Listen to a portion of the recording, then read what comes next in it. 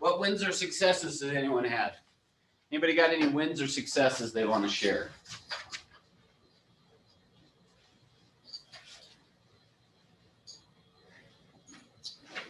Crickets. I know, nothing. No wins from yesterday?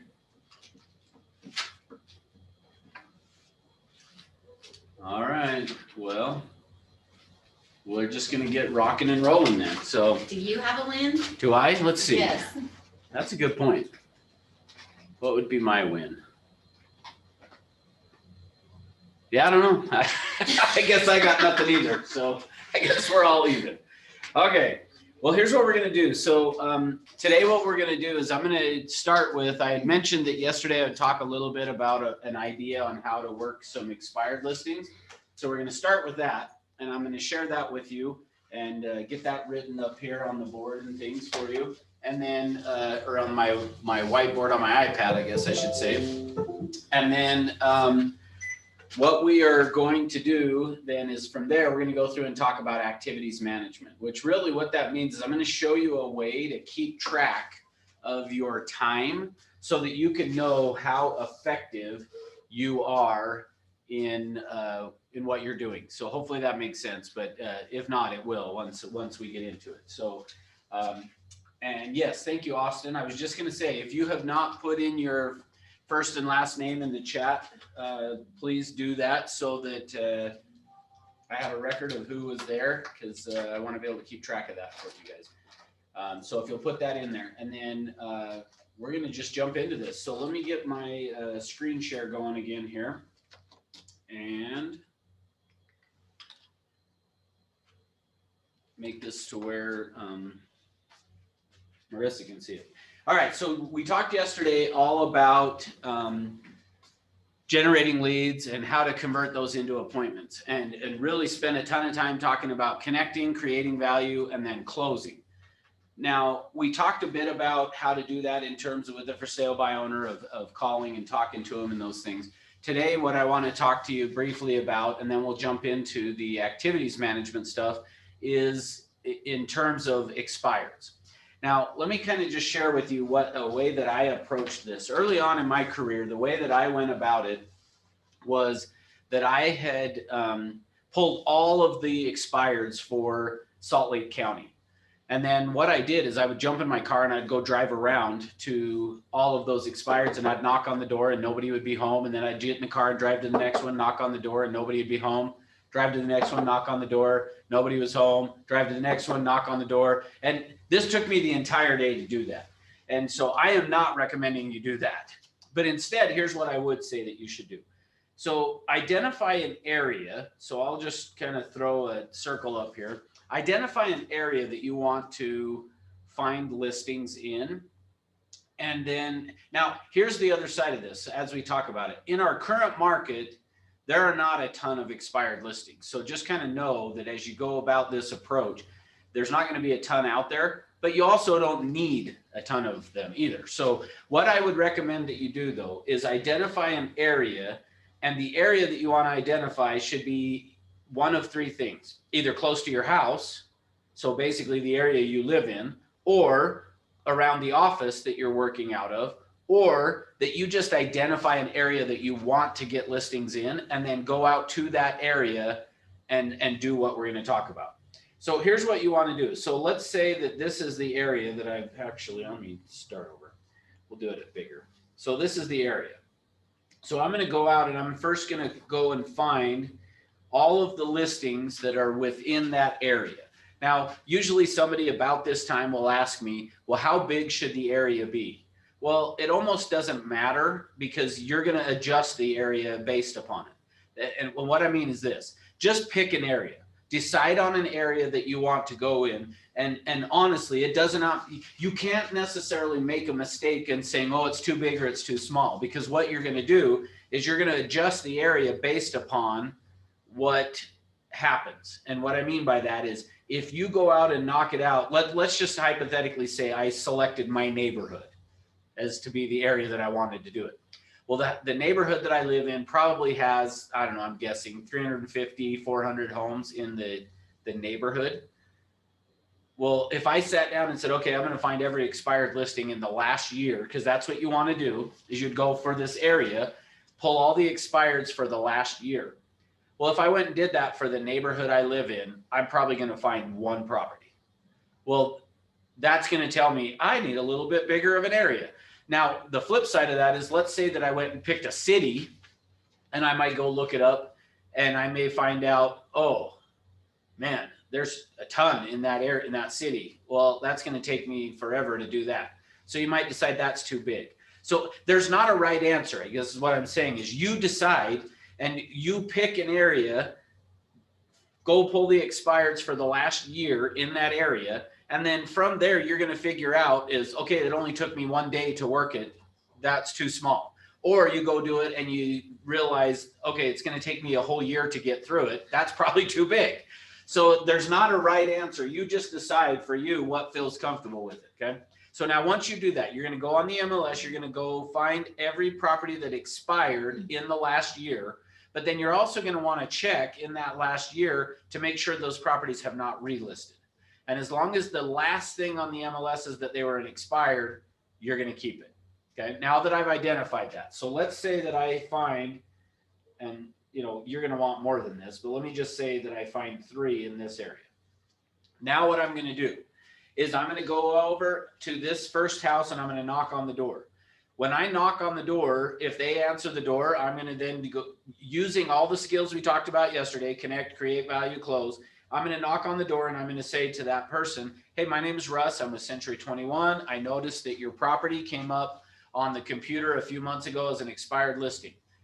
I'm here to find out, are you still interested in selling your home? Because in the last however long, 3 months, 6 months, a year ago, whatever it was, our property values have increased dramatically and really a lot recently, at least in Utah. And I'm assuming California, you guys are still seeing low inventory as well, which means prices are going up. So as a result of that, it's very likely you could now sell your property for what you tried to before. And we have a ton of buyers looking in this area, which I promise you there are because our inventory is so low that we've got a ton of buyers looking in the area. And so I just wanted to find out if you're still interested in selling your home. At that point, they should either tell you yes or no. Now, again, you're going to use all of the skills we talked about yesterday of trying to connect with them. And again, I would even on an expired listing, ask them, hey, where, if you had sold this home, where were you going to go next? Oh, we were going to move to Texas. Texas, that's great. What was going to take you to Texas? So you're just going to be excited for them and then ask them, why were you going to be going to Texas?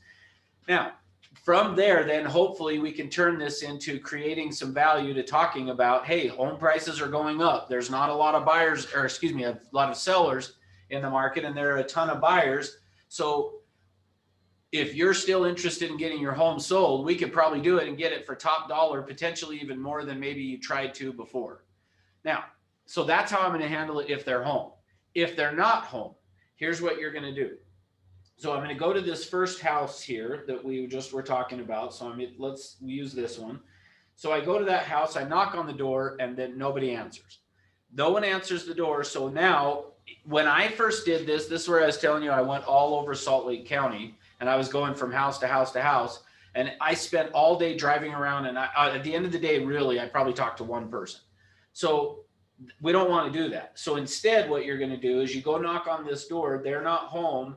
I'm now going to go to the neighbor's house. So I'm going to knock on 3 to 5 doors this way from the house. I'm going to knock on then on this side of the street, the other side of the street, I'll do 6 to 10 doors. And then this side of the house, another 3 to 5 doors, okay? So that's how you want to go about doing this. Now, when I go to this house though, so I go over to the next door neighbor here. When I get to the next door neighbor's house, I'm going to knock on the door. So Marissa, I'm going to have you be the neighbor. Is that all right? Yes. So hopefully you guys can hear her, but it doesn't matter if you can or can't, because I'm going to repeat and affirm, right? So, okay, so I go knock on her door. Knock, knock. Hey. Hi, my name's Russ. I'm with Century 21, and I'm actually not here to try to get you to sell your house. I'm here actually because I was actually trying to get a hold of your neighbor.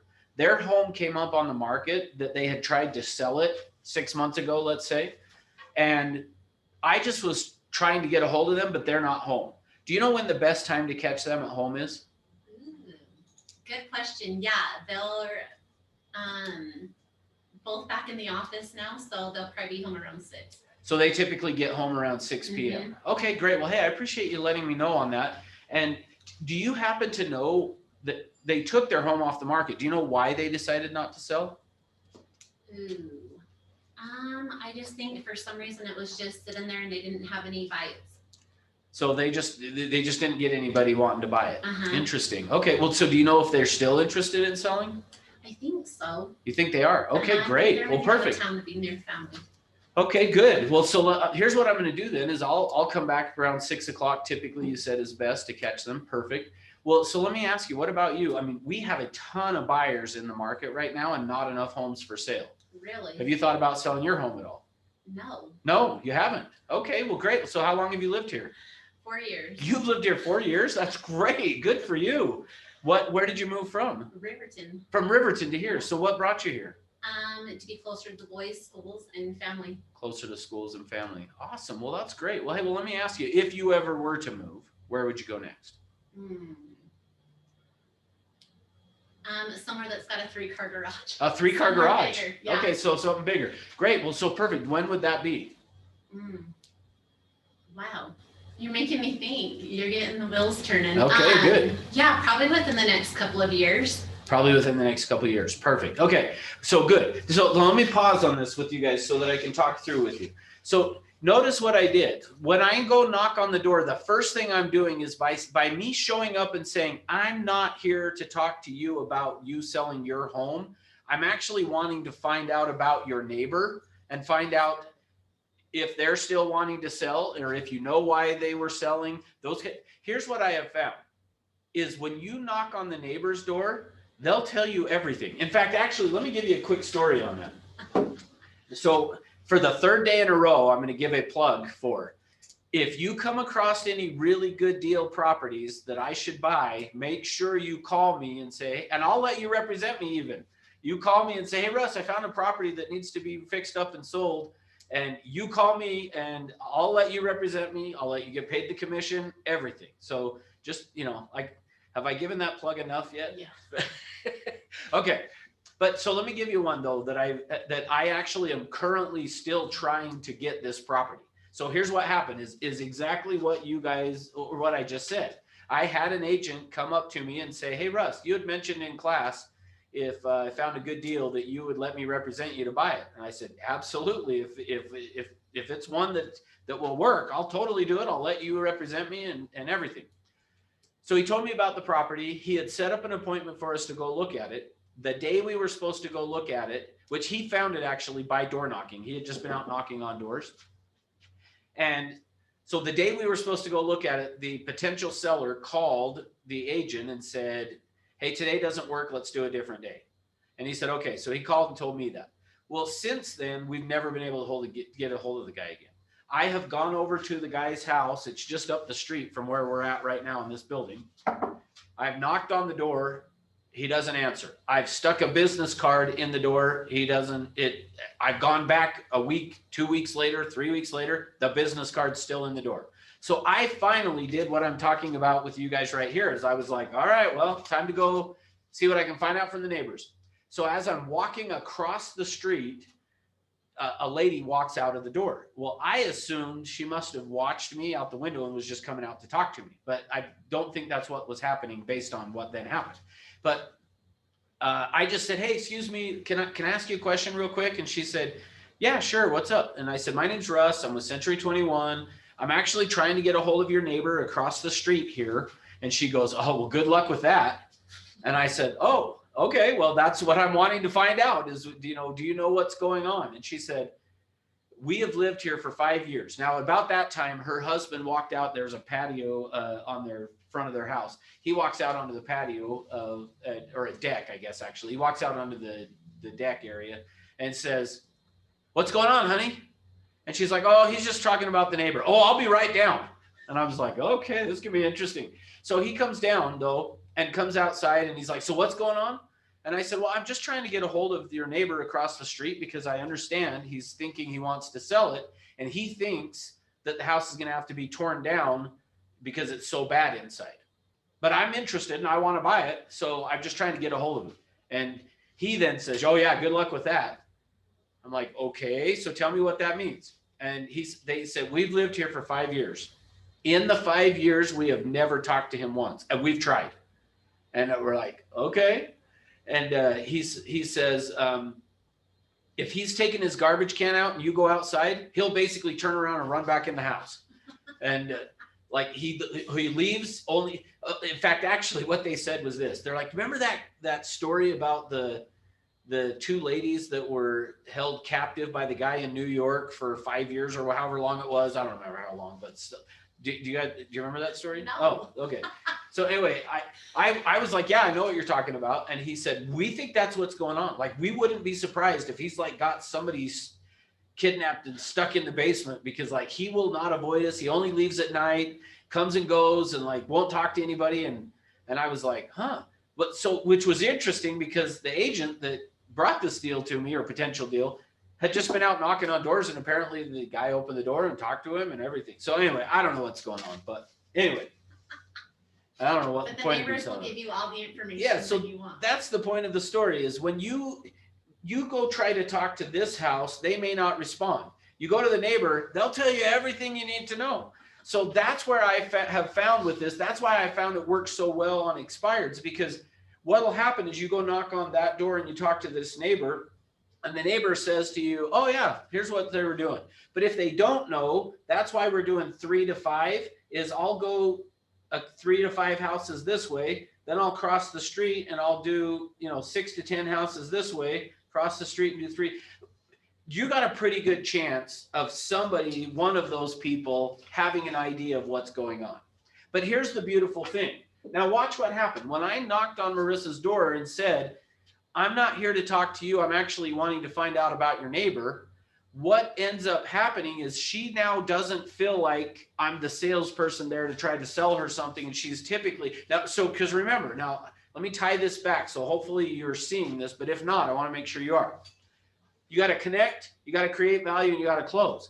Well, part of how I'm going to connect with her on this is I'm coming and saying, hey, I'm not here to talk to you. I want to find out about the neighbor. She starts now talking to me about the neighbor. She's not feeling like I'm trying to sell her something. We're creating the connection there, so that once I've found out the information about the neighbor, I can now say, yeah, it's crazy. We've got so many homes for sale, or excuse me, I keep saying that backwards. We've got so many buyers wanting to buy and so few homes for sale. How about you? Have you thought about selling your home? And I may even say, you might be surprised at how much your property value has gone up in just the last few months. At least in my neighborhood, I will tell you. I think I told you guys yesterday, one of my neighbors told me he was going to list his house. He said, and unfortunately he said, but I don't feel good about doing business with friends, so I'm not going to list with you. And I said, well, then you don't have to worry, because we're not friends anymore now. So if you're going to list without me, no. But when he told me he was going to list his house, and he said, I'm going to list it for 700, and I was like, there is just no way. And then he listed at 725, and I told my wife, I'm like, look at this. He's listed at 725, even after I told him 7 wouldn't work. And then he got 6 offers cash, one for 730. And I was like, okay, well, I guess I don't even know what's going on. See, so that's the point, is there are right now in the market, there are potentials for people to sell that they don't realize how much their home's worth. And here's the thing. Once they find out, those homes will come on the market, because since that happened in my neighborhood, 3 other houses have come on the market. Actually 4. One of them just took their home off the market. But the other 3 houses that came on the market listed it significantly higher than I would have ever thought it was worth. And 2 of them have sold. And the 3rd one was under contract, but I noticed failed today. So here's the thing. Right now, we got to get out and let people know, hey, right now is the time. Because some of those people are going to go, well, if I could sell my house for that, then I'm going to sell. Now, what they may not realize is you're going to pay that too when you go wherever you're going. But all right, so here's what I do. So I go do that. I go knock on this first door here. They're not home. I go to the neighbor, go to the neighbor, go to the neighbor, and you can go 5 if you want, 3 to 5, just kind of whatever you want to do. You cross the street, you do 6 to 10 the other way, cross the street, 3 to 5 back to the house. And then from there, I'm going to now leave and go over to the next house. When I get to the next house, I'm going to do the same thing. 3 to 5 houses, 6 to 10, 3 to 5. Then I'm going to come down here, 3 to 5, 6 to 10, 3 to 5. And you're just going to work that area that way. Now, what should happen as you're doing that is along the way, some of these other houses that you're going to hit all along here, you're going to come across some people that, hey, we've thought about it, and you're going to capture some leads. So hopefully that makes sense. Now, I know in California that you guys are not able to go and actually knock on doors. You can do door dropping. So I don't know. I was thinking about it the other day for you guys that are in California, and I don't remember how many we have on here from California, but we got a few. Russ, yeah, go ahead. I have a question. So you gave us two examples. One says, I'm not actually here to talk to you, which was the second example. And the first one is, hi, I'm actually not here to try and sell your home. I know that your neighbor has taken, which one's better? Because I'm just playing devil's advocate here. I'm not here to talk to you. Well, then why are you here? And the second one was, I'm not here to really try to sell your home, but, and then eventually, well, let me ask you something. If it's like, oh, which one's better? So I don't or know. Either one. I mix it up, I guess is what I would say, is I don't necessarily follow just one of them. It's more of just me knocking on the door and saying, my name's Russ, I'm with Century 21, but you don't have to worry. I'm not here to try to get you to sell your house. I'm actually here to talk to you about your neighbors. Yeah, just get by real quick. That's just the and go through it quickly. Yeah, now, like you said, though, I mean, I am going to end up asking them, well, how about you? But when I do it, here, so thank you for asking this. When I do it more of like, well, all right, well, I guess I wouldn't be doing my job if I didn't ask you, since we have so many buyers looking in the area. Have you thought about selling your home? There you go. I like that. Okay. And then they're going to go, yeah, not really. So, okay. Okay. Okay. Thank you, Russ. Ginger was asking, what is door dropping? It's essentially, and someone in California can correct me if I'm wrong. My understanding, though, is essentially it's going and putting a flyer on somebody's door. So you can go drop something off at their door, but not knock on the door and talk to the people. But here's what I was thinking about the other day. And again, maybe you guys will not like what I'm about to say, but for me, I was thinking about, because I was thinking about you guys the other day as I was thinking about teaching these classes and stuff, that I was kind of like, what would I do if I were down there right now and I was the agent? And I got to be honest, I'd probably still just go knock on the door. But I would do it, here's how I would do it, is I would knock and I would get way back to where somebody's not too worried about it. And I mean, are people going to potentially get mad at you and go, you're not supposed to be doing this with COVID? Truth is, I don't know that how many people know if you should or shouldn't be. Meaning, like in our industry, or I hate to say industry, profession, because we're professional. We're not industry. We're a profession. That that have been maybe told you shouldn't go and knock on doors. I don't know. We should just get rid of Governor Newsom. I'm just kidding. Can I? Yeah, go ahead. Yes. I just want to tell everyone really quick that door knocking scares the shit out of me, and I got some balls. Sorry, I probably shouldn't talk in your class. Tell us how you really feel. Well, hey, I was like, you know what? Screw this. I am gonna go make a flyer with the loan officer. We went and made a flyer, and you guys, everyone in Utah answered their door unless they weren't home or they didn't want to talk to us. But I'm not kidding. If you walk up to the door, you ring their Ring doorbell, and you put your mask down and hang it off an ear so that they can see your smile, see that you're not someone that's a scary person or whatever, and back off the porch. Everyone answered their door, and everyone is working from home. So everyone wants to make some type of connection. People are lonely and they want to talk. Yeah, thank you. That's what I have to say. Goodbye. Thank you. No, you're good. All right, somebody else was going to say something online. Is it Dahlia? Did you have a comment? No, just say I've been door dropping a lot. And I get lucky and sometimes meet people when they're outside. And I appreciate your encouragement because I've been trying to do this a lot since I'm transitioning from being a part-time agent to being a full-time agent. And I was just about to stop the door dropping, but I think something I do is I drop the paper, whatever I'm dropping, press the button, and then act like I'm leaving. And then I'll say, "Hey, I was just dropping this off. I'm your neighbor, and that has somewhat helped, but I still don't stop and have a conversation to get an appointment, which is what I really want." Yeah. So I was just gonna ask about that. Like I'm like 6, 10 feet away. Do you Okay, think good. it's okay Nice to talk? tactic. Nice tactic.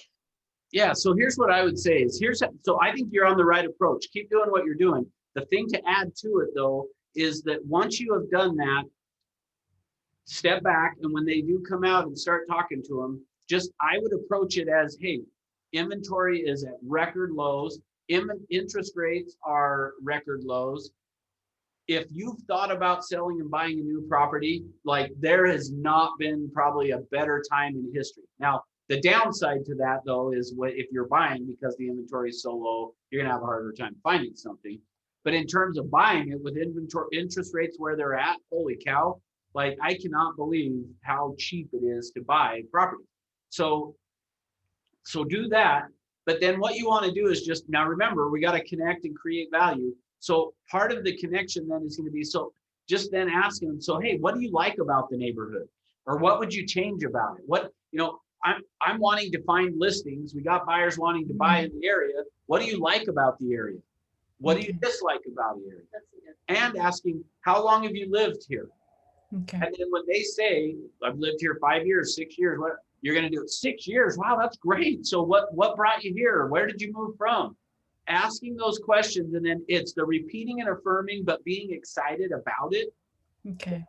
Willing to want to talk to you. And then from there, you can then say to them, now here's the thing, make sure you guys write this down. If you're not using this, you've got to start using it. So for Dahlia, when you're talking to the people, before you leave the door, you've got to say, if you ever were to move, where would you go next? See, because if they've already said, I'm not moving, then I want to say, I totally understand. But if you ever did move, where would you go next? That is so powerful, because here's what I've found. If you have created a connection with them as you're talking to them, if you've created a connection, they're going to tell you the truth. So when I asked it to Marissa, you actually are not thinking about selling your house and buying something else right now, are you? No. See, and I could tell, because when I said to her, if you were to move, where would you go next? And she was like, I have no clue. Like if they get that look in their face of like, I guess we would go to here.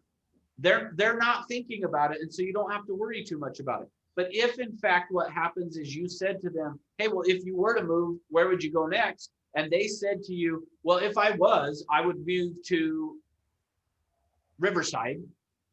Like if they come right out with it, well, if I would move to Texas. Oh, really? Texas? So what would take you to Texas? Oh, I've got family there and that's where I would want to be. All right. Well, so when do you think that would be? Now, if they say to you, oh, I don't know, it's when I retire. Okay, well, how close are you retiring? But I'm just going to then try to find out. And what I'm looking for is who are the people that are going to be worth adding to my database to follow up. Because if somebody says that they're going to be moving, and if even if I said to them, hey, so when would that be? And they said, I don't know, probably 2 years. Okay, well, here's the question for you guys. Do you plan on being in real estate in 2 years? Yes. Because if the answer is yes, I want to stay in touch with that person. Because if I stay in touch with them over the next 2 years, I got a pretty good chance when they list their house of it being with me. So anyway, does that help? Yes, it does. Thank you so much. Okay, good deal. All right, next then is, I'm trying to think if I was going to say anything else on that. I probably just spent more time than I wanted to, but that's okay. All right, so here's the next thing we're going to do. So I'm going to jump into now the activities management. And here's the idea of this. So let me share with you, sorry, I got too much technology going on up here. I'm going to share with you first why what we're going to talk about today is important. Now, and I mentioned to you yesterday that, I think it was yesterday, that I had a mentor that trained me in all of this stuff that I'm training you guys in. And it made a profound impact on my business. And I shared yesterday with you guys about how focusing on setting one appointment a day, my business just skyrocketed and went like crazy, to where I went from just kind of surviving in the business to actually interesting. Shirley, that I talked to you guys about the last couple of days, she and I would fight month after month for who was number one in the office and who was number two. We would go back and forth on that. Well, the other piece that played into that, so setting appointments was important. So like, and I would say, you know, of everything I'm going to teach you guys, and there's a few of the things that I'm like, okay, if you're not going to remember what we talked about, then at least remember this. And setting appointments would be the first thing that I would tell you guys. And I'll give you a few others along the way that I'm like, look, if you're not going to implement anything else in your business, implement setting appointments. But I would say secondarily to that, what we're going to talk about today made a huge impact on me as well. And here's what it was. Now, we're going to talk about activities management, which really is just a sly way of me saying that what we're going to talk about today is time management. It's a sneaky way of saying time management. If I would have told you guys yesterday we're going to talk about time management, you wouldn't have shown up. So, but that's what we're going to talk about. So let me share with you though, there is no correlation between time spent at work and productivity. There is zero correlation, and maybe it's not zero, but there is very little correlation between time spent at work and productivity. So just keep that in mind as we go through and talk about this, because one of the things you're going to notice today that we talk about is I am not going to tell you a number of hours you need to work, because time spent at work has no correlation to productivity. And that's kind of where we're headed with on this. So now let me share with you what I mean by that. I am going to share with you guys a skill that if you will implement this into your business, you will be able to track how productive you are in your business, because there's no correlation between productivity, being productive, and time spent at work. And that's what I'm going to work with and show you. Now, in order to do that though, I'm going to pull up something on here. I'm going to share my screen with you guys again and show you this PowerPoint here. Hopefully it will work better than it did yesterday. Okay, and it is. Hallelujah. All right, here we go. Now, so what I'm going to share with you, I'm going to turn off the, you want to, can you see that better? Yeah. Okay. All right.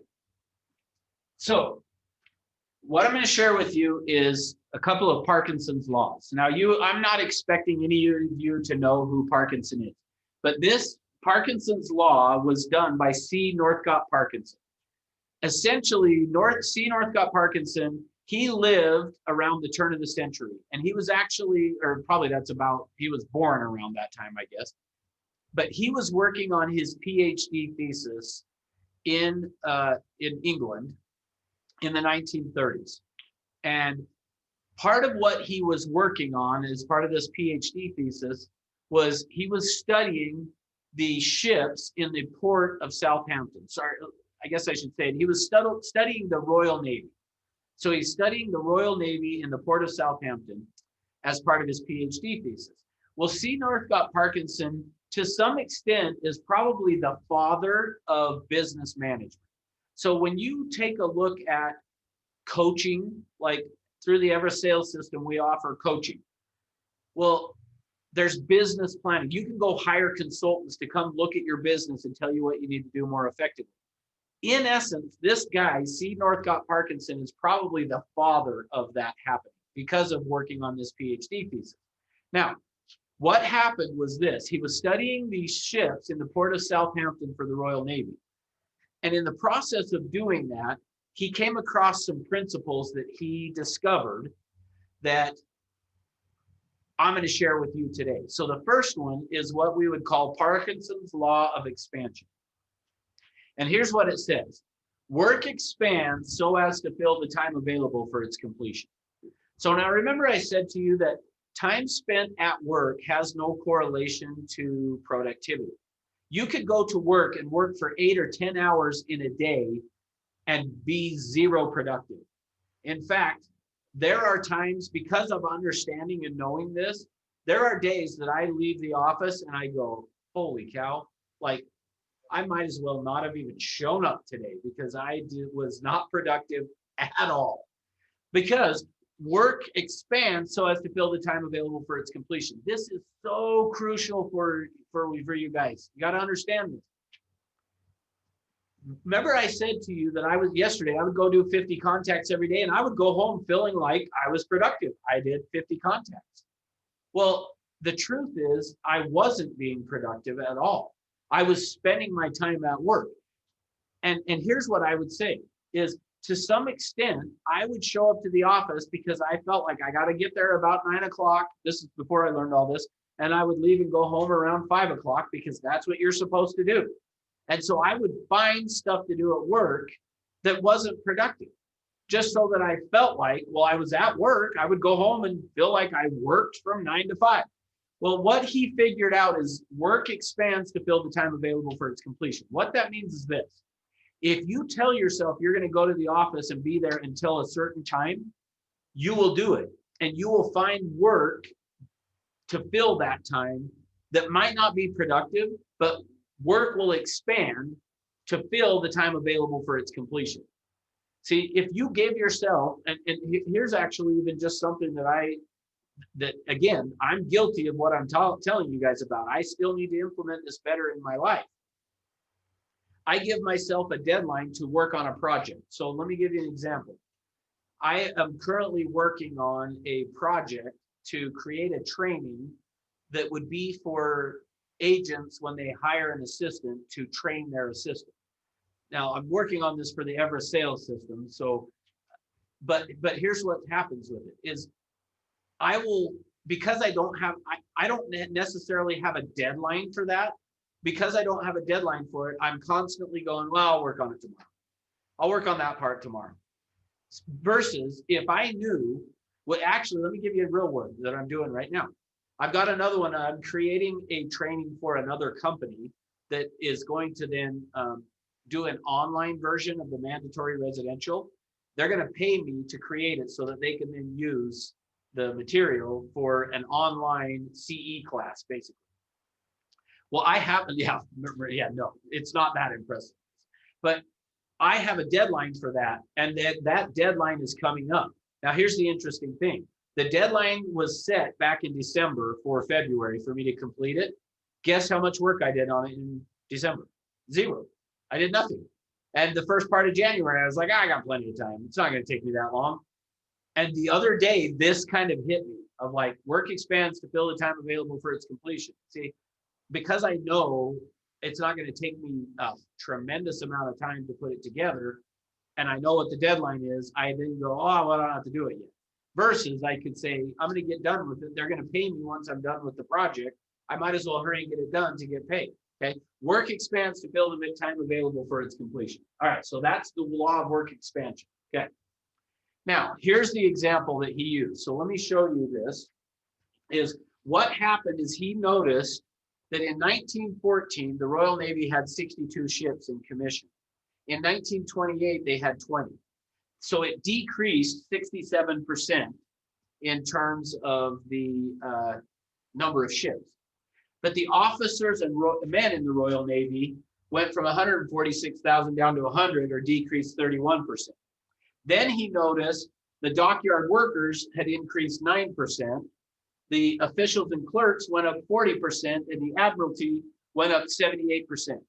And what he was trying to figure out is, okay, why is it that the ships went down 67%, but then between dockyard workers, the officials and clerks, and Admiralty went up 120-something%? Why would that happen? And what he figured out is that work expands to fill the time available. See, another version of that is what happens within businesses, and I promise you're going to do some version of this. I got to hire somebody to go do this for me. Every business does this if it's not managed carefully, is it will become top heavy. Businesses will have an idea of, we should do this. Well, we need to go hire somebody to come and do that because nobody has time to do it. And so we hire somebody, and work expands to fill their time available. So they're not productive necessarily, but they do busy work, keep themselves busy. And then you have another idea, so you got to go hire somebody else. That's basically what is happening, what he noticed. Now, the next thing that he figured out was this. It's called the law of triviality.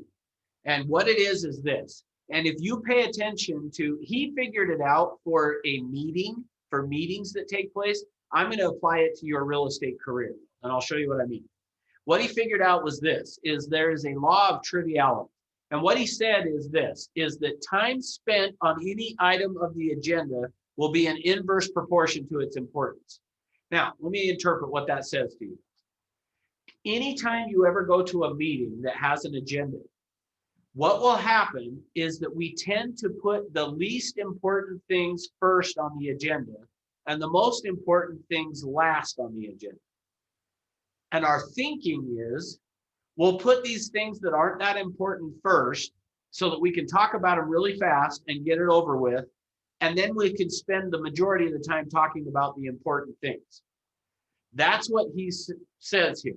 Time spent on any item of the agenda will be in inverse proportion to its importance. So we tend to put the least important things first, but what he's saying is then we spend the most amount of time actually talking about the least important things and the least amount of time talking about the most important things. Okay, so this is what this looks like, is this chart here. Now, I'm going to tie in one other principle first. This is the Pareto principle. You've heard it as the 80-20 rule, which is fine, that's what it's called. But it was that principle was discovered or first verbalized, I guess, I don't know, written down something by the guy by the name of Vilfredo Pareto. Vilfredo Pareto was an Italian economist. And what he found was that 80% of our time gets spent on activities that only contribute to 20% of our business. And 20% of our time is spent on the things that create 80% of the business. See, he was studying the factories in Italy, and he found that 80% of the factories only produce 20% of the products. But 20% of the factories produce 80% of the products. See, time spent on work will be in inverse proportion to its importance. Essentially, that's the 80-20 rule, okay? Now, so the next thing is this. Looking at this chart here, those blue bars would be the things in your career that would make the most impact. And those first two that go up to 10 there, those first two blue lines would make the biggest impact in your business. The last one that's down there under 2%, at 1% basically, is, or I mean, on the activity side, on the percentage side, it's probably 10%. We spend, that red line is how much time we spend on it. So we spend the least amount of time on those two important things, and we spend the most amount of our time on the things that are not important to our business. That's basically what he found. Now, let me give you an example of this one, okay? So I'm going to share with you an example of, this came out of the Wall Street Journal. What they had done is they had written this article, and I can't tell you the name of the article because it'll ruin the punchline to what I'm going to share with you, but they did a study of the Boston School District. And what they found from the Boston School District is this law of triviality. They were going to have a meeting, school board meeting. Now, for you guys in California, to kind of bring you up to speed of what I'm about to say, is we have one school district. I know you guys, I don't think any of your schools are in person, are they? Anyone? In California, you guys are all online for school, right? There's a very few that are. Okay, so there are some that are. Okay. Yeah. So we only have one in the state of Utah that's not, that has been online only. And the people who make that decision is the school board. So the school board gets together and they make decisions. Now, let me ask you guys a question. Who, and this is important for what we're going to talk about, who makes up school boards? Who are the people that end up on the school board? I think there's some parents and elected officials. I'm not sure. That's right. It's elected people, but typically ends up being parents. Sometimes it'll be administrators and teachers and things, but generally it's parents who are like, hey, I want to get involved and make sure that things go better for our school. So what I'm going to show you now was a meeting that was held by the school district, the board for the school district. And it's important that you understand that the people who make up the board are typically just everyday people like you and me. That's not necessarily people who have all this experience in running businesses and stuff like that. A lot of times it's a mom that just said, I want to go get involved and make things better. Now, that doesn't mean she's not smart. I'm not saying that. But I'm just saying, like, it's not typically always going to be somebody who's got a PhD in economics or business management. You know, it doesn't have an MBA or something. So, okay. So here's what happened is they had this meeting. There were two items on the meeting. The first item, and for whatever reason, I put these backwards and I've still not fixed it, but the first item was a $200,000 item that they were going to be discussing. The second item was a $1.5 million item. Now, the difference between, the $1.5 million item they were going to be discussing was an annex, a new building that they were going to be building onto the building. Okay, so it was an annex. And the difference between the high bid and the low bid on that was $200,000. They ended up taking the high bid of $200,000, paying $200,000 more. On the other item, so now that I've got that up there, let me make sure I'm explaining this right. I feel like I'm being a train wreck on this one. So there's two items. One is a $200,000 expense. The other is a $1.5 million expense. On the $200,000 item, the difference between the high bid and the low bid was $10,000. The other item was a $1.5 million, and the difference between the high bid and the low bid was $200,000. They spent 57.5 minutes talking about the $200,000 items and saved $10,000. Now, this was a 1-hour meeting. The reason I brought up our Salt Lake School District that's still not in person is they've been having meetings like crazy that are on Zoom and go for hours and hours and hours, which is what made me think of it because of this. So this one was a 1-hour meeting though, this Boston School District was supposed to be a 1-hour meeting and it went over time, but not like hours like their Salt Lake School District. But they spent 57.5 minutes of this 1-hour meeting talking about a $200,000 item to save $10,000. They then spent 7.5 minutes, so the meeting went over. They spent 7.5 minutes discussing the $1.5 million item that had a difference between the high and the low bid of $200,000, and they took the high bid. So let's stop and look at this. They spent 57.5 minutes arguing over $10,000. Ended up choosing the low bid to save $10,000, only spent 7.5 minutes talking about the high bid on this building annex, and then they took the high bid at $200,000. So they spent an additional $200,000. Now, here's the question for you. Now, if you have been on the class before and you know the answer, don't share. What do you think they were discussing that was the $200,000 item that they then saved $10,000 on? Lunch. What? Lunch. Yeah. Simpler. Give me some other ideas. What do you think they were talking about? Let me see what we've got in terms of comments here. I'm not doing a very good job of keeping an eye on the comments, so let's see. Oh, there's not any, so that doesn't matter. Oh, except we're gonna get that off the screen for you. All right. New chalkboard. Okay. What else? All right, I'm going to give it to you. Wow. They spent 50, for you guys that are old enough, they spent 57.5 minutes squeezing Charmin to try to decide which toilet paper they should buy. Should we buy the 2-ply or the 1-ply? They argued for 57 minutes, 57.5 minutes over toilet paper and then chose the low bid. That's Yeah. because toilet paper is a very emotional decision. Okay, good. Thanks, Ginger. I would agree. That's because they're full of it. So, but here's the thing. It's now stop and think for a minute. Why would they spend 57.5 minutes talking about that? And yes, I agree with what Ginger said.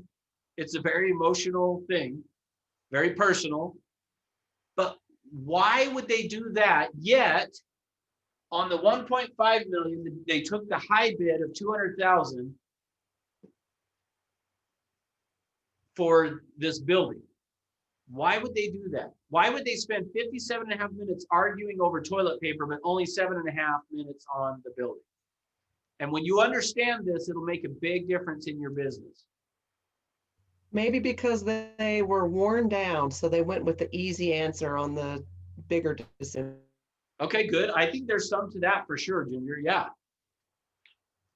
There's more to it though. Let me help you out.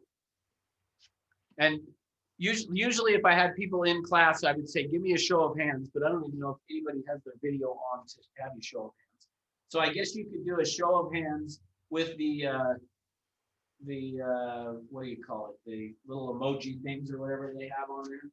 In the chat box. Yeah. The reactions, yeah.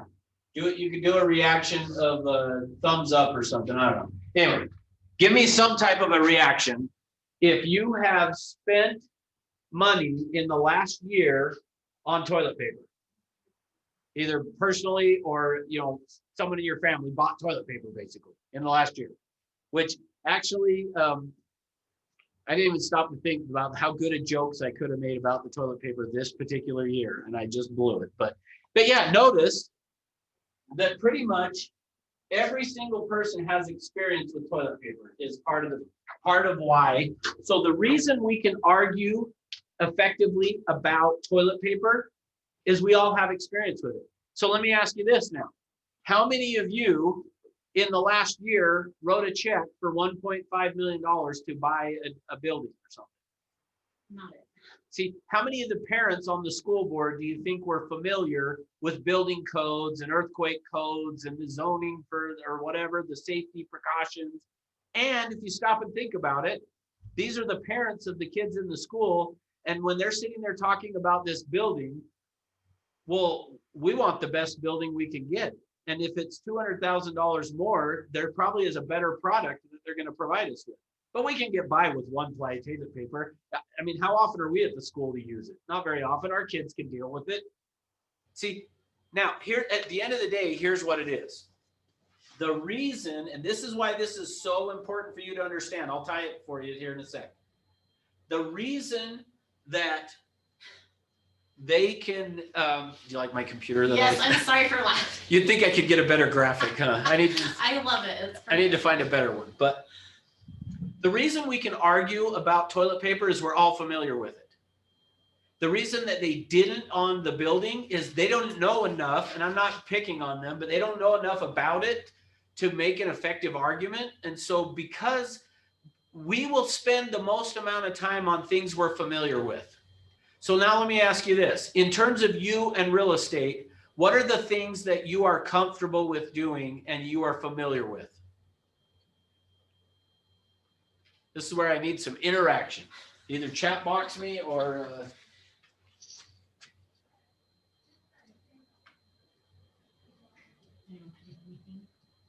What are the things in real estate that we tend to be most familiar with?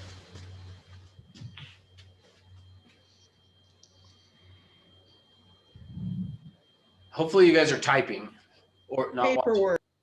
Okay, good. Thank you. Paperwork. Good. See, that's not scary. So I can do paperwork. What else? Are you guys watching Days of Our Lives or Price is Right? Giving a list of maybe what I'm procrastinating on. So we'll say, what do you? I said, I feel like I could probably give you a big fat Okay, good. list That's what I of want. I'm procrastinating Give me the list. on and not what I'm familiar with. Yeah, give me the list. Holy hell, calling people that are on my phone that I know how to Oh, talk no, to hold people. that. We'll come back to that. Okay, bye. What am I? Okay. What are the things that you do that make you feel like you're working, but you're not really being productive at it? And Working here's on the your thing. website. You could argue, Ginger brought up paperwork. You could argue, well, I have to do it. That is true. You do need to. But sometimes we look for the excuse to do it because we're familiar with it and it's not scary. So what else? Working- Going through emails. Okay, good. Going through emails. What did you say, Marissa? Just going through like your Century 21 website. Yes, it's important. Yeah, go look but at your creating a website. Like I need to come up with a really good website like so your that people know who I domain or am. your I got to figure out a business good cards, domain name. Oh, I got to flyers. make a really cool flyer for this open house. Like those are the types of things that, remember I said work expands to fill the time available for its completion. What happens is we don't consciously do this, guys, but because we are worried, unfamiliar with prospecting, see, we're no different than the Boston School District. The reason we don't spend most of our time prospecting and doing that is because it's not fun. We're not familiar with it. We don't want to be rejected, or we're worried that somebody's going to say yes and we won't know what to do. Like all of those things come into play. So what happens is your unconscious mind creates projects for you to do that make you feel like you are working, that you could go home and say you were working, but at the end of the day, were you really productive? And the answer is typically probably not. Now, I'm not trying to beat you up too much, but here's the answer now. Okay, so now I've set the stage for that. Let me go through, here's the answer for you. What you need to do, and I would recommend for you to do this at least for a month. Now, for me, what happened with me on this, so I'm going to introduce it to you, because I told you this made a profound impact on my business and my life, was he introduced to me this thing that we call a TIP analysis. Now, that TIP is an acronym, and I'll give you what it is in just a second. But here's the idea behind it, is we come to work and work expands to fill the time available for its completion. We spend the most amount of time on the least important things and the least amount of time on the most important things. And then we go home at night and we feel like, I worked all day. And we might even convince ourselves we were productive when in reality we weren't productive. That is not what you wore at Morning Ascent, by the way. I know. I'm just kidding. So because of that, sorry, I was giving Jeremy a hard time. He just stuck his head in the closet door there thing. I was like, I didn't see it. Yeah, you couldn't Who are see you it. talking to? Yeah, Jeremy. So here's what happens though, is we spend all this time working on things. Work expands to fill the time available. We feel like I had a productive day because I was at work the whole day and I worked on this flyer or this website or whatever. And in fact, actually, these two agents are no longer with us, so I can throw them under the bus now a little bit.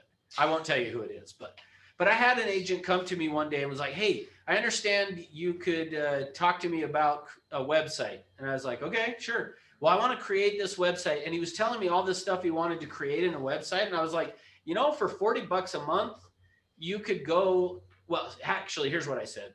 For free, we have one on Zap that you could just use, and it's going to be sufficient for what you're talking about.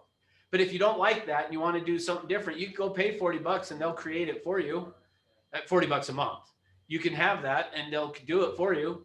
Well, no, I want to create my own and I want to have it do this and I want all this. And I was like, okay, but like, what's the purpose of it? Is to get leads. Okay, but that you realize like that's not going to get you leads. Well, yeah, but I know how to do it, so I want to do it. Okay, great. Like 2 months later, the guy came back to me. Okay, I'm still working on my website. See, that's the idea of what I'm saying is work expands to fill the time available. Your unconscious brain will create stuff for you to do to keep you safe from prospecting.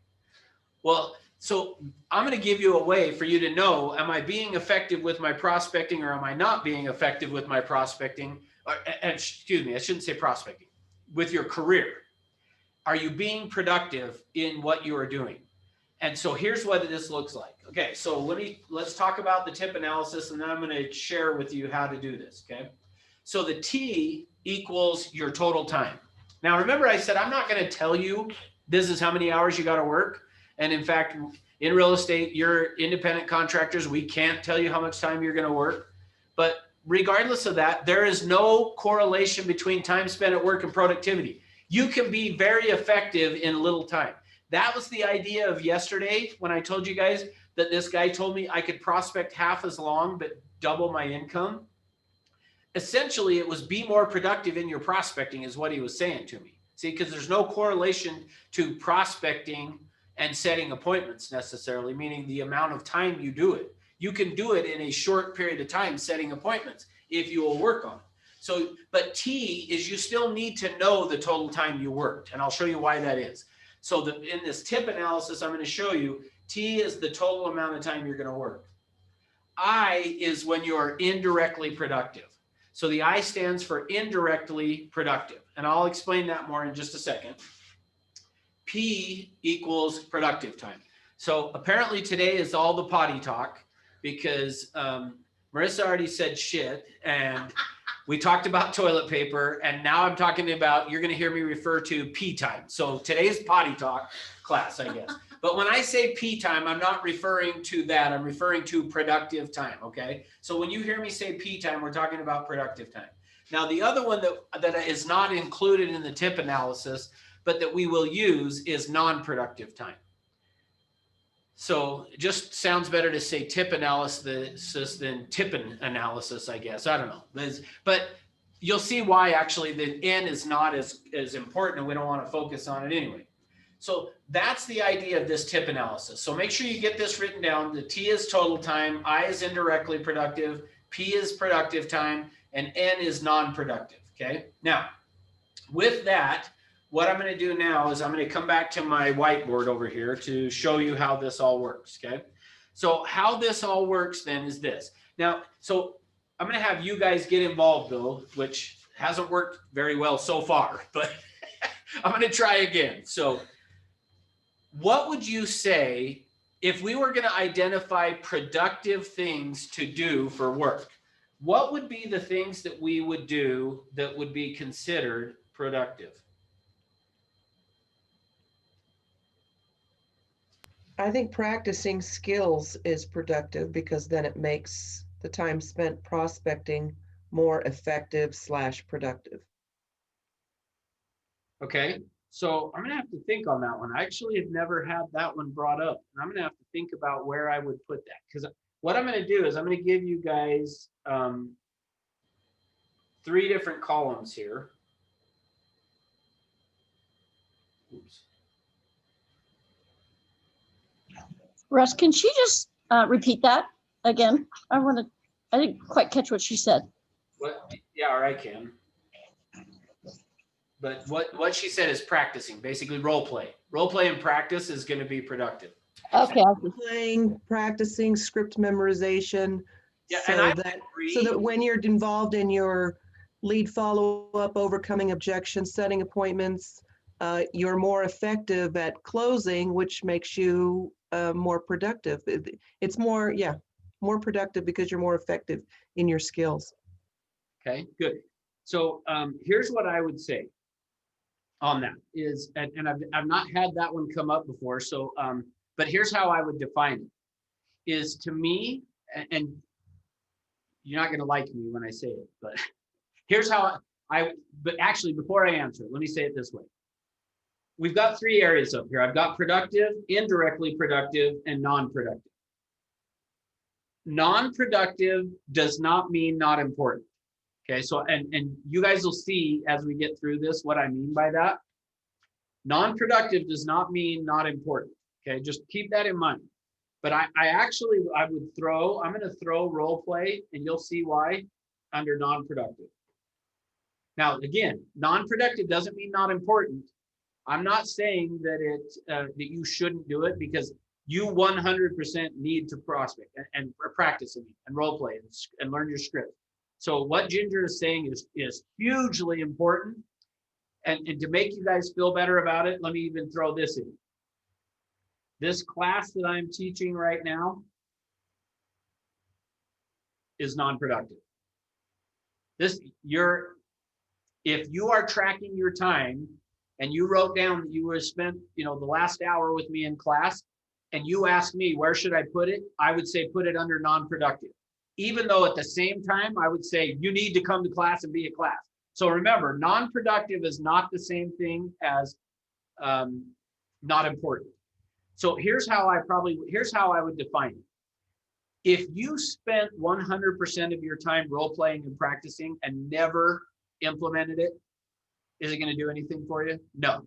That's the reason that I throw it under non-productive. Same thing with class. As important as it is for you to come and learn and be here in class, and there are some people that do what I'm about to say, they spend They look for every class they can go take, and they go take every class that's out there. They find every CE, like when they renew their license, they've got 3,000 hours worth of CE class in there, like, and obviously that's a little bit dramatic of what I'm saying there. But here's the point.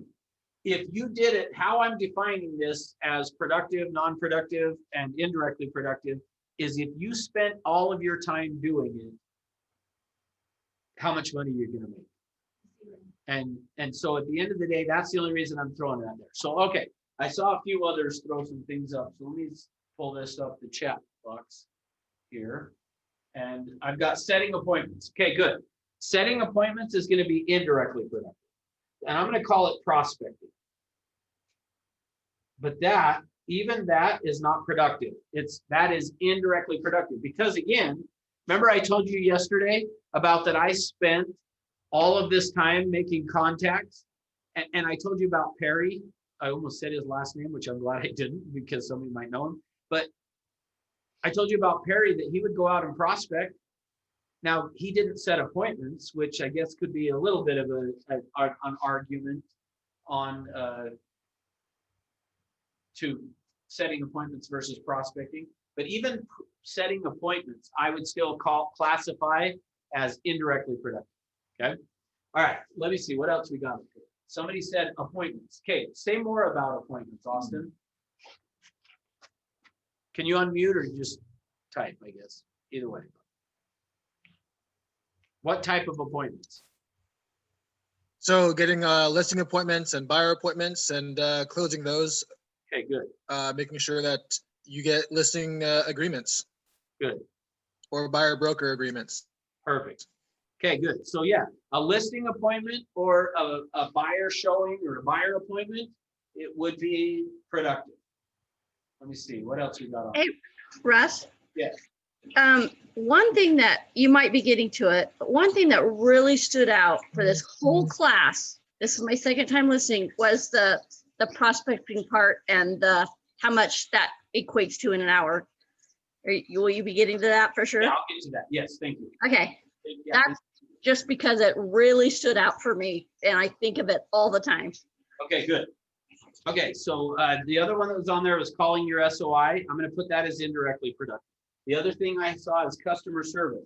Customer service, I'm going to classify, and again, you'll see why this is in a minute. Customer service, I'm going to put into as non-productive. Now, I know some of you might argue that it's good, and it is, but non-productive is not the same thing as not important. I'm going to keep coming back to that.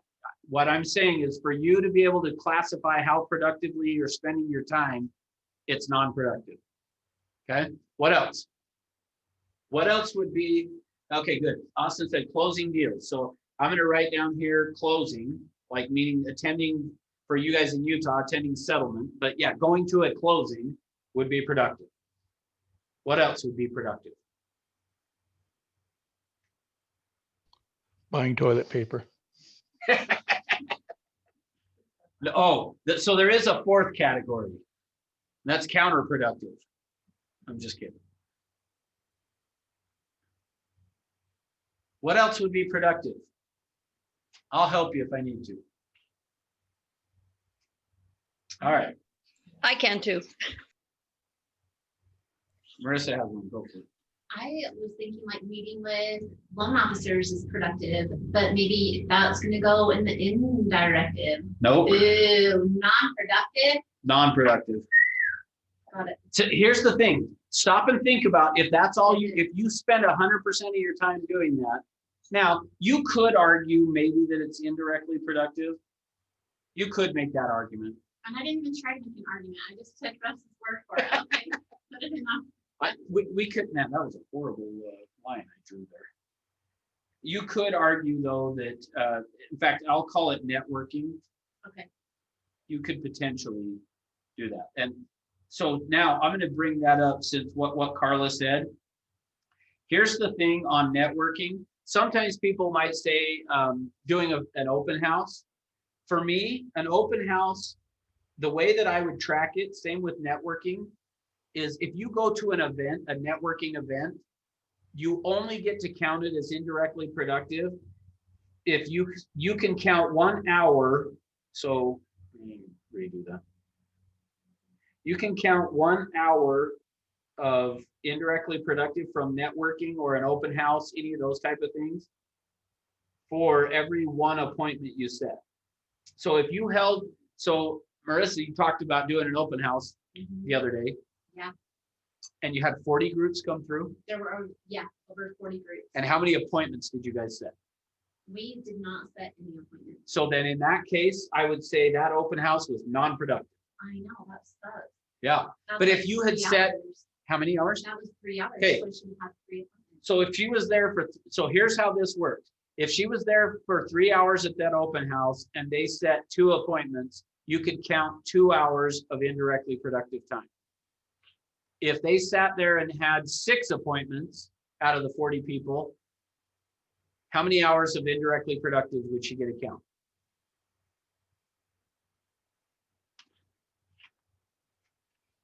The answer is 3. Why would she only get 3 hours of indirectly productive, not 6, if she set 6 appointments?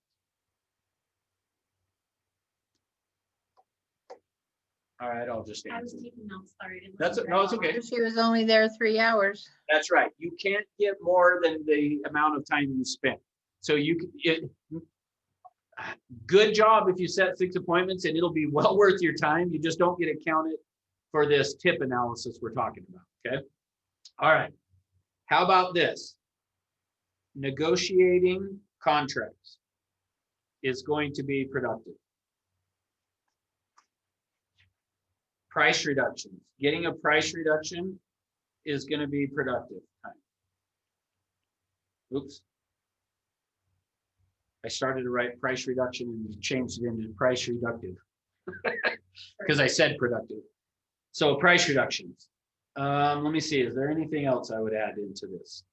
The productive things is going to be listing appointments, buyer appointments, closing, negotiating contracts, price reductions. I think that's it. Oh, the only other one. What? Showings? Yeah, so I'm going to throw writing offers, which to some extent you could call negotiating. And then, yes, thank you. Showing property with a buyer broker. If you have a buyer broker signed with the person, you can count it as productive time. If you do not have a buyer broker and you're showing properties to somebody, I would count it as indirectly productive, your prospect. Make sense? Okay. So what do these productive things have in common? So if you look at that list and you had to say, what do all of those things have in common? What would you say? Besides the fact that I look like I'm an 80-year-old grandma writing.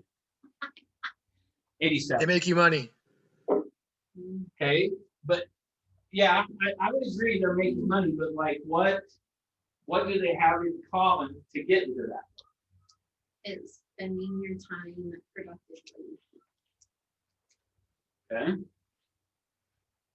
I'll help you out. That's the right. You're taking action on something.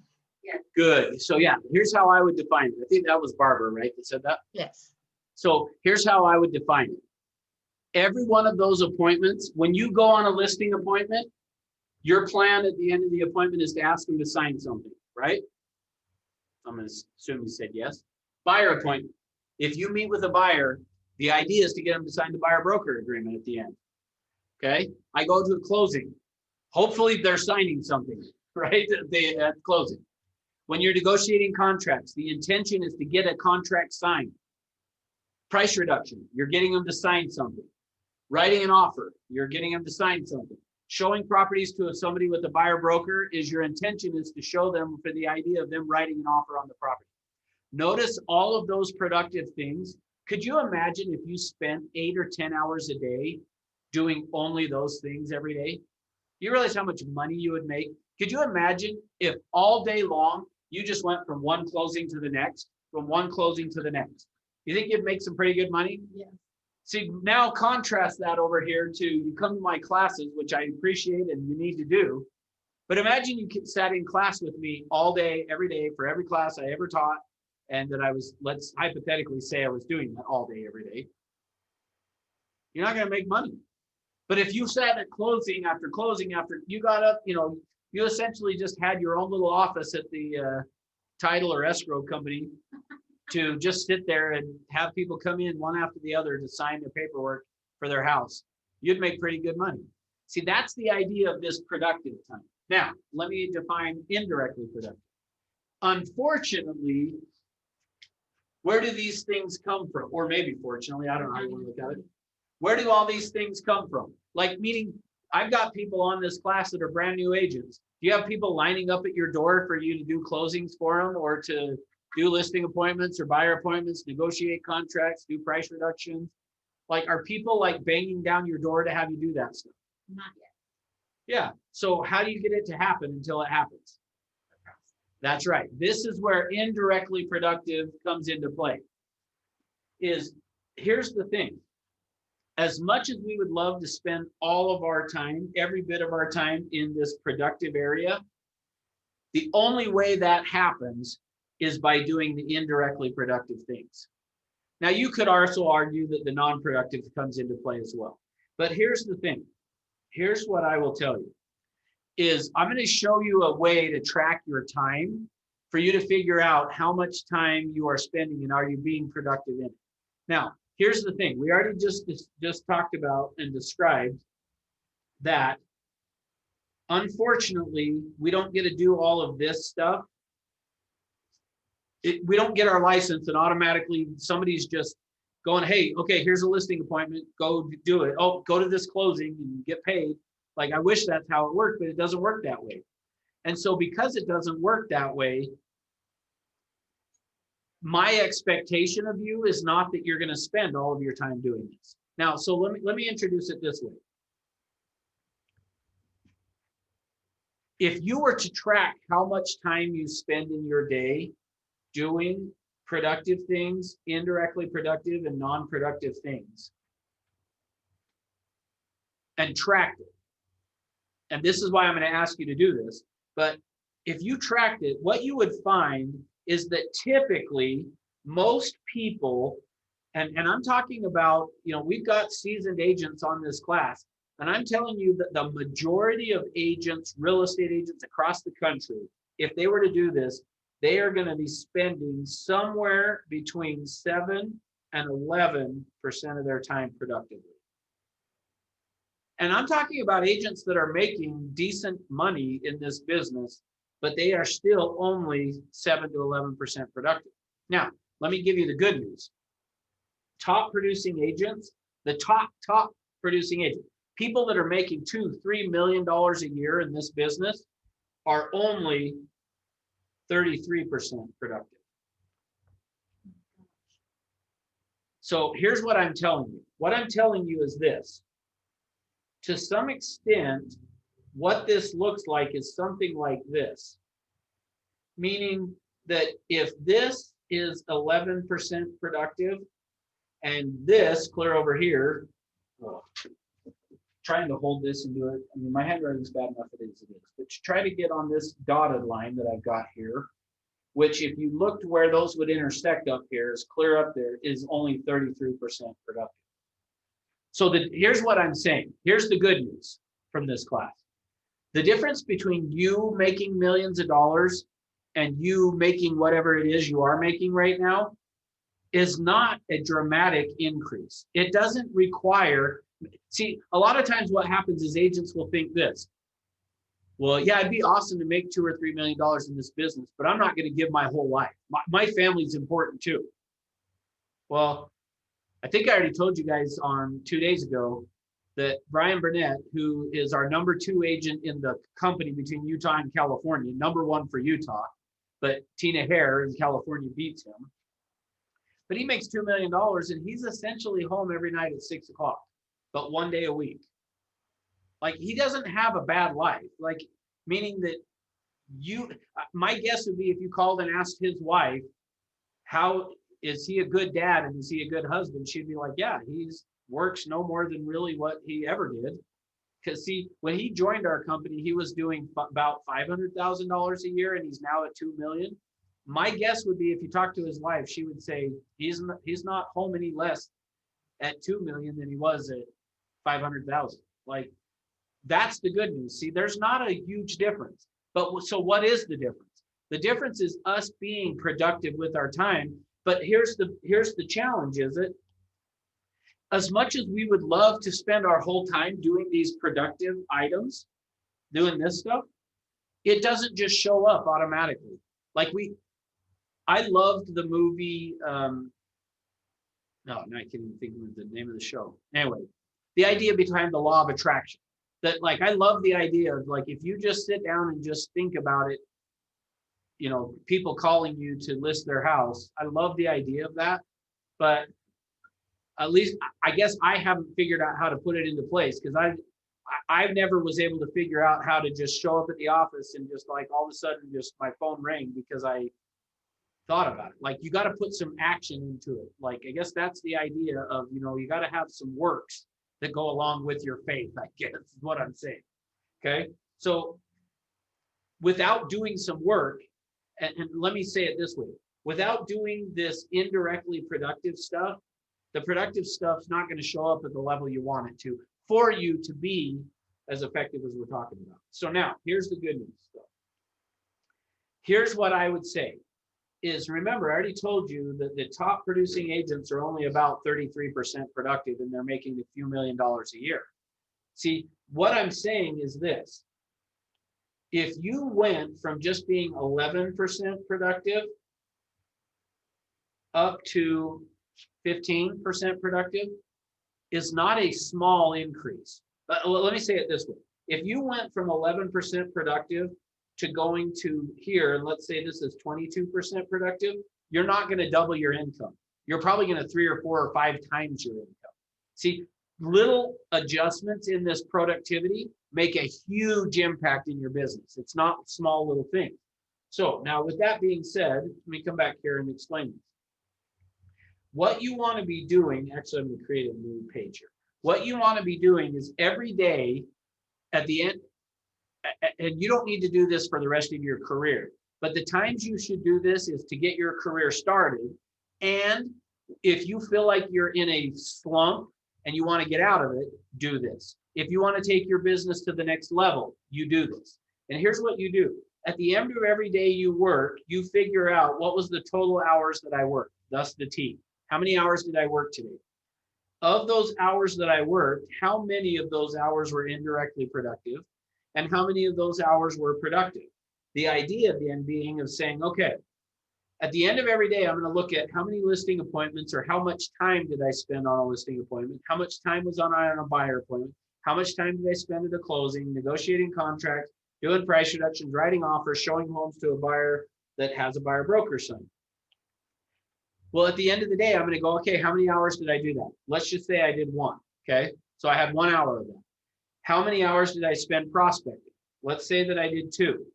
But let's say that I worked, just to make the math easy, is a total of 10 hours that I considered working. Now, Judy talked about yesterday on Morning Ascent, she talked about how to decide if you're working or not. And she said, if a client calls and leaves you a message, are you going to call them back? And if you would call them back, you're still working. But if you reach the time of your day where you're like, yeah, I'm not calling them back, I'll wait till tomorrow, then you're not working. So that's to some extent how you should define if you're working or not. So here's what we want to do then. If I looked at this and said, at the end of that day, I worked 10 hours, what percentage of my time was productive? Well, I'm at a 10% productivity. Okay. What percentage of my time was indirectly productive was 20%. Now here's the key. This is the key piece that I want you guys to see. Is what you want to see take place in your business is you want to see these two added together to equal 60% of your time. If you will do that, you'll be productive. You will make good money in this business. And you'll make a lot of money in the business if you will just make sure that every day that you work. Now remember, so here's the idea. Remember I told you yesterday that as I told the story about how what I was supposed to set an appointment, and once I had set the appointment, I could go home. Part of the idea was be done working. And the purpose for that was because if I was just spent my time being effective and then left and went home once I was done with doing that, and then went out on appointments and stuff, that's fine. But what happens then is the total number of hours that I work went down, but the amount of time that I spent at work being productive or indirectly productive went up dramatically, so that I was spending my time doing it in a productive way. Because see, there's no correlation between time spent at work, remember? So here's the idea. If you can, between these two areas here, your productive and indirectly productive, have those be somewhere between, and so I'm going to change it up a little bit on you, 40 and 60% of your time should be spent between those two areas. Now remember, when I said down here, they're 33% productive, that's just this.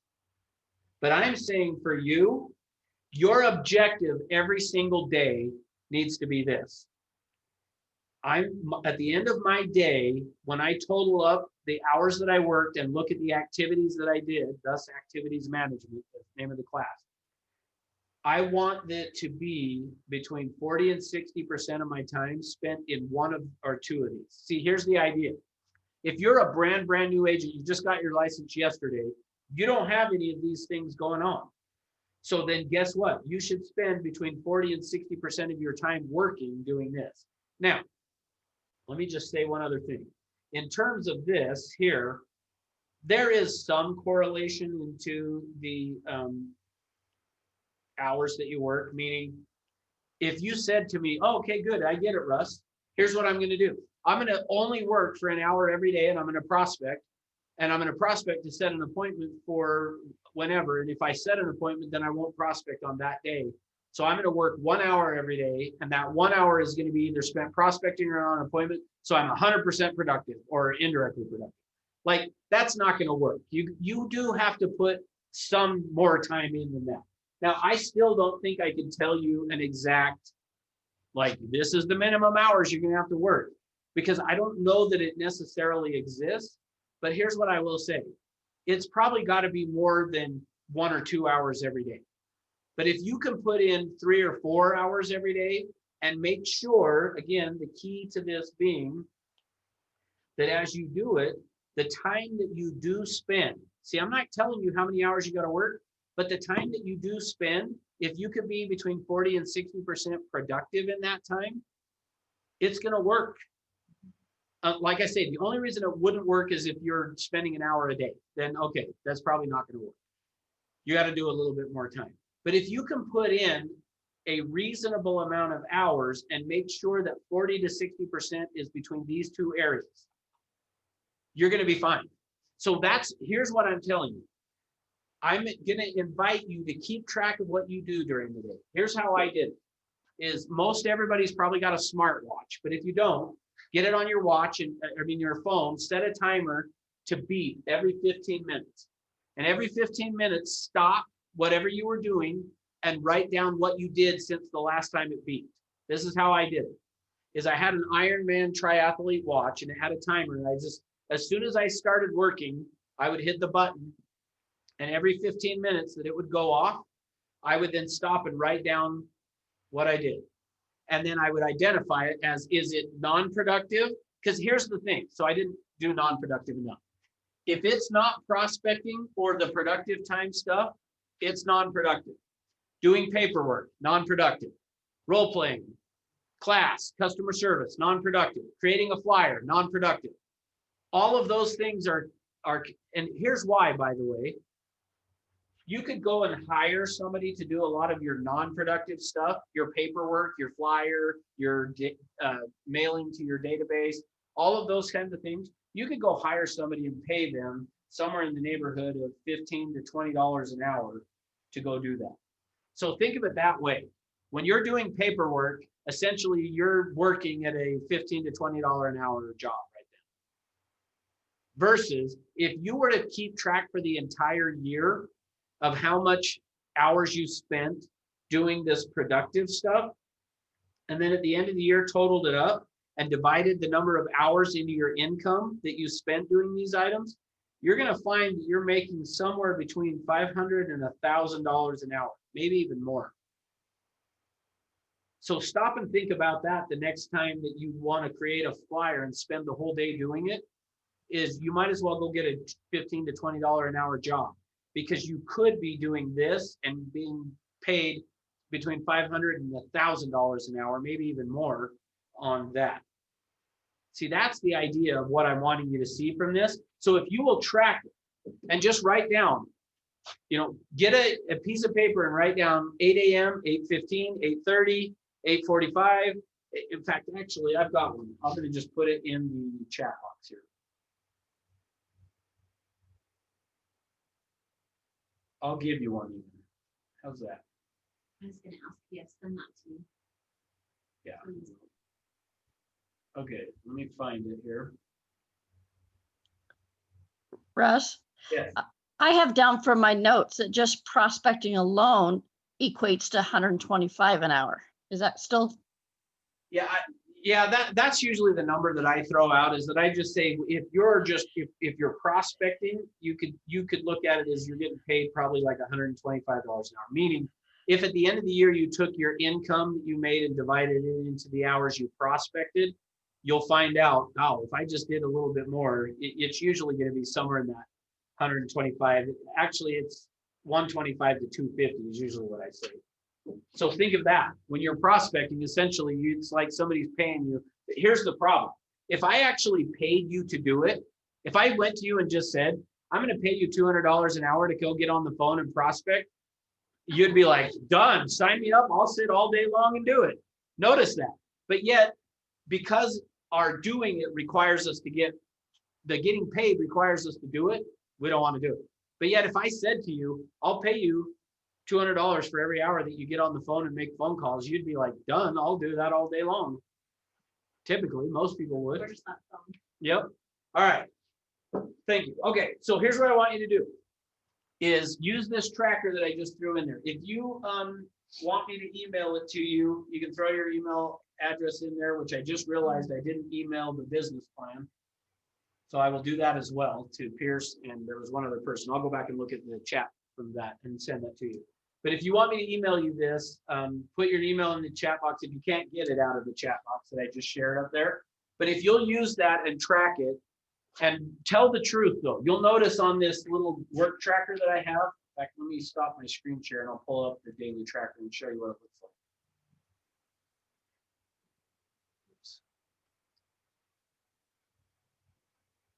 Okay. Let me get this daily tracker here. So give me 1 second to pull it up on my computer, and I'll share it with you so you can see it. Here it is. All right, this is what it looks like. Now you'll notice that I have written on the side, power comes out of telling the truth. You got to tell the truth when you're writing this stuff down. Meaning, if you got on the phone and you made one phone call and you talked to the person for 30 seconds and they hung up, and then you went and did something else for the next 14 and a half minutes, and you wrote down prospected for 15 minutes because you talked to, you were on the phone dialing for 30 seconds. That's not telling the truth. Like, when you stop for that 15-minute, write down where the majority, what were you doing during the majority of that 15 minutes? What was happening? If it was talking to another agent, then even if you made 2 phone calls, you write it, I spent 2 minutes dialing phone numbers and 13 minutes talking to somebody, write it down as 15 minutes of talking to somebody. Like, tell the truth. So power comes out of telling the truth on it. But if you will just write in here what you did, and then write down, and I always, when I would write it in there, I would then put a T.I. or a P next to it. So if I was prospecting up here at 9 a.m. and I just wrote down calling SOI, and then I would write an I off, over here. The idea then is, at the end of the day, you total up how many hours did you work, how many of them were indirectly productive, and how many were productive. And then from there, you can calculate it to see how productive were you between indirectly productive and productive time. And if one day is not going to tell the story. So don't beat yourself up if you have a really bad day. Let me tell you real quick a story and then we'll wrap up.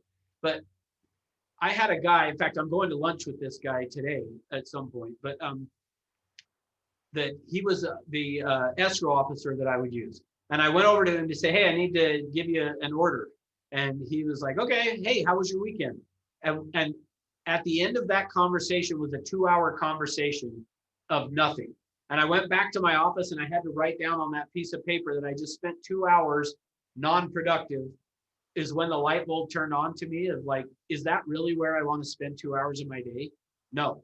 And so as good of a friend as he is, not interested in spending 2 hours when I could have been on the phone prospecting to generate more deals. So here's what I'll promise you is if you will track that and do it for a month, at the end of the month, you should be able to see a total. How many total hours did you work for the month? How many were P time? How many were I time? You're going to find out how productive you are with your time. And my guess is most of you are going to be in that 7%, 5 to 7% productive, or could be less. And then you can see, okay, now I know why I'm not making the money. Now, the bad news is you got to do the indirectly productive to get to the productive. So that's what's got to take place in order for you to get there. All right. What questions do you have?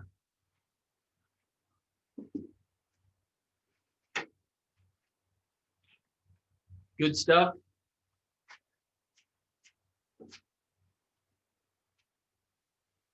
Is anybody still on?